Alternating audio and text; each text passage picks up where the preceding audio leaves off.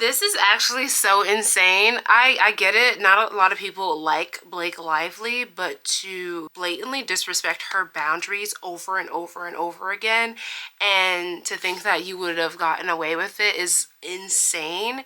Because, like, I'm I'm low-key speechless, because I'm just like, I get it, and I think that they use the fact that Blake Lively isn't all liked all too well, especially because I think even after Gossip Girls, even though that was a minute ago, people found out that she is very nasty. Like, she's not the kindest person. Allegedly, she's not the kindest person.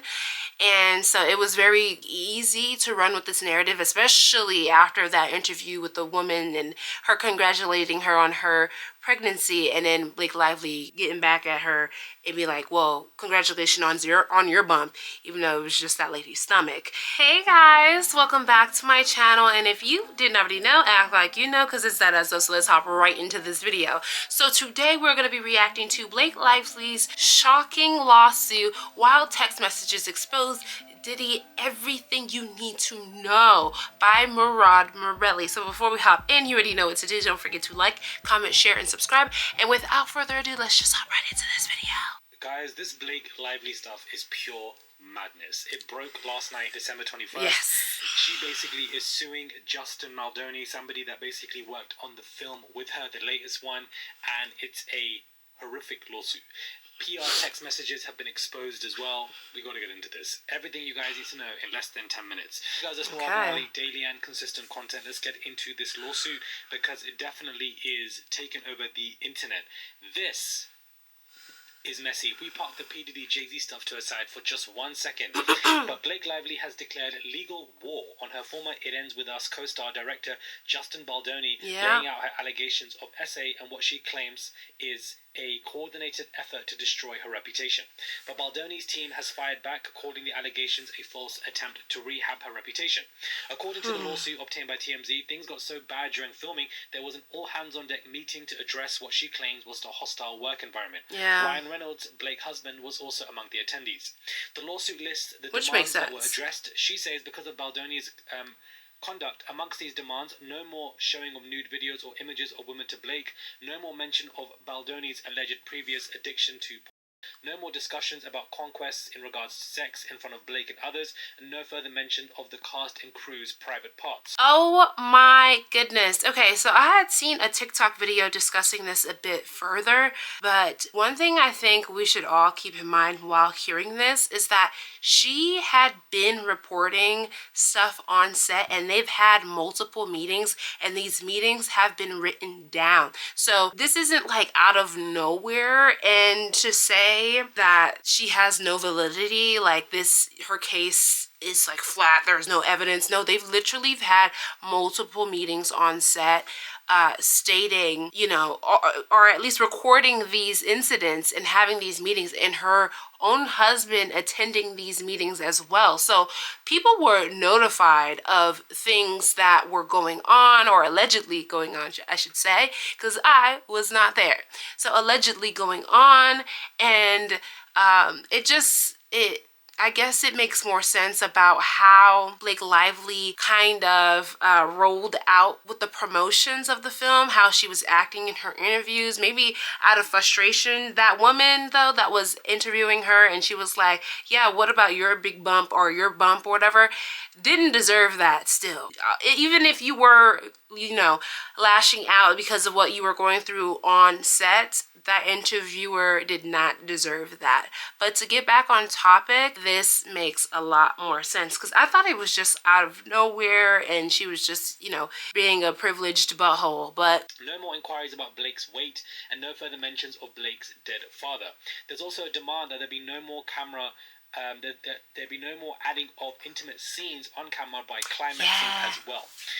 The suit claims the demands were embraced and approved by the studio, but there was a huge conflict on how it will be marketed. Blake wanted a more upbeat pitch about her character's resilience, as per the marketing plan, whereas Baldoni wanted the focus to be on DV and chose to go off script from the plan. Blake Lively claims Baldoni and the company then engaged in a social manipulation campaign to destroy Blake Lively's reputation. The suit includes text from Baldoni's publicist to the studio publicist, which says Baldoni wants to feel like Miss Lively can be buried and we can write and we will destroy her. The suit claims the campaign causes Lively harm to her business and caused her family severe emotional distress as well. It's already been revealed, guys, that Justin Baldoni, this waste man of a person, is basically what I would call him, very manipulative, and the fact that he would go off script has basically been dropped already. So before we even get into the PR messages and for the fact that that got exposed, Justin Baldoni, it has been confirmed, has been dropped by his agent guys. Justin Baldoni has been dropped by his agent, guys, hours after Blake Lively filed her lawsuit against him. His agency is WME, and they just did not wait in any way, shape, or form. Now, that is a huge L for this man to take. A huge L for this man to take for the fact that your agency have dropped you. I want to read out some of the stuff from the lawsuit as well and basically get into this. On the day of shooting, the scene in which Miss Lively's character gives birth, Mr. Baldoni and Mr. Heath suddenly pressured Blake Lively to simulate full nudity despite no mention of this and for the scene in the script, that's weird. Or in previous creative discussions. Mr. Baldoni insisted to Blake Lively that women give birth naked and that his wife had ripped her clothes off during labor. He claimed it was not normal for women to remain in their hospital gowns whilst giving birth, and Miss Lively disagreed but felt forced into a compromise that she would be naked from below the chest down. When the birth scene was filmed, the set was chaotic, crowded and utterly lacking in standard industry protections for filming nude scenes, such as choreographing the scene with an intimacy coordinator, having a signed nudity rider, or simply turning off the monitors so the scene was not broadcast to all crew on set. What the hell, guys, is an intimacy coordinator? Mr. Heath and Mr. Baldoni also failed to close the set, allowing non-essential crew to pass through, while Blake was mostly nude with her legs spread in stirrups and only a small piece of fabric covering her private parts. Amongst the non-essential persons present that day was Wayfarer co-chairman Mr. Sarowitz, who flew in for one of his few set visits. Blake was not provided with anything to cover herself with between takes until after she had multiple requests. Miss Lively became even more alarmed when Mr. Baldoni introduced his best friend to play the role of the OBGYN. Wow. A small role of this nature will be filled by a local actor. Miss Lively felt that the selection of Mr. Baldoni's friend for this intimate role, in which the actor's face and hands were in close proximity to her nearly private areas, was invasive and extremely humiliating as well. And if you think and read at the PR text message, the fact that the PR text messages from this company have also been exposed and revealed just makes this case even more nasty, gutter snipe, dirty, low filth people. And if you read these PR text messages that have come out, guys, it's really a lot. Wow. It's really a lot. The narrative is crazy good. So did you, says this particular person, Melissa Nathan. The majority of socials are so pro-Justin, and I don't even agree with half of them. LOL. So even the PR team are basically saying that we don't agree with the fact that everybody is dragging Blake Lively and supporting, Justin and etc. But they're happy it's going that way. So many of these text messages have basically become alive and have basically been exposed, and it's so nasty, the fact that they would say that we can bury anyone, they had a plan to bury her. Oh, Lord have mercy. These messages are crazy. We should have a plan for if she does the same when the movie comes out, he wrote. Plans make me feel more at ease. And then, Abel conveyed this to Melissa Nathan, the PR people, the crisis management people. I think you guys need to be tough and show the strength of what you guys can do in these scenarios. He wants to feel like she can be buried. We can't write, we will destroy her. Imagine if a document saying all the things that he wants ends up in the wrong hands. We can bury anyone. This is actually so insane. I get it. Not a lot of people like Blake Lively, but to blatantly disrespect her boundaries over and over and over again, and to think that you would have gotten away with it is insane. Because, like, I'm low-key speechless. Because I'm just like, I get it. And I think that they use the fact that Blake Lively isn't all liked all too well, especially because I think even after Gossip Girls, even though that was a minute ago, people found out that she is very nasty. Like, she's not the kindest person. Allegedly, she's not the kindest person. And so it was very easy to run with this narrative, especially after that interview with the woman and her congratulating her on her pregnancy, and then Blake Lively getting back at her and be like, well, congratulations on your bump, even though it was just that lady's stomach. It was so easy, and that's so crazy, and they're so manipulative for utilizing that moment to essentially bury her, because they know, again, that people aren't too fond of her. That's actually so sick. And the fact that these things allegedly occurred on set, and you still want to run with this narrative that she's just making this a difficult process and just making her out to be a difficult woman, is insane and disgusting, and it's appalling. And I see why they dropped you, okay? Because this is horrendous.